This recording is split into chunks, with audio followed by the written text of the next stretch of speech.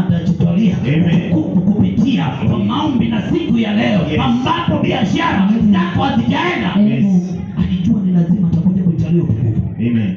Pale ndipo akawaacha. Yes. Wana wa Israeli wakaenda wakafika kwenye bahari. Amen. Walipofika kwenye bahari la Shamu, mambo ikawa mbaya. Yes. Na ukumbuke malaika waliopewa alikuwa amewatangulia. Amen. Aliwatangulia kwa njia, aliwatangulia na wingu. Alikuwa amewafunika. Watu wengine walipokuwa wakiona shida, wakichomwa na jua, wakiwa na shida ya chakula, ile wingu lilikuwa limewafunika. Amen. Bwana asifiwe. Amen. Tusome 19.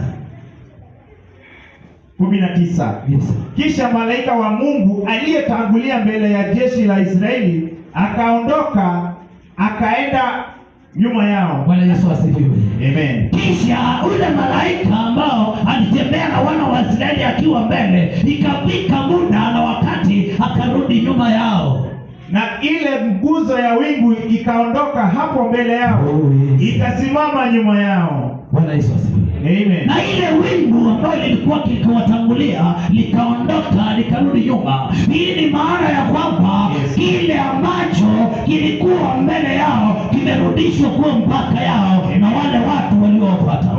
Wana wa Israeli wamefika muda, wameona haitawezekana. Mahali la Shamu ndio hili. Kitu hapo ndio. Kuna malaika alikuwa anaomba. Ule malaika akaona ni wakati sasa.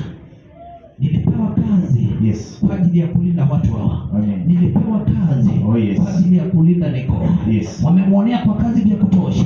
Hata kwa biashara wamemuonea. Hata kwa ndoa wamemuonea. Ni wakati sasa wa kuondoa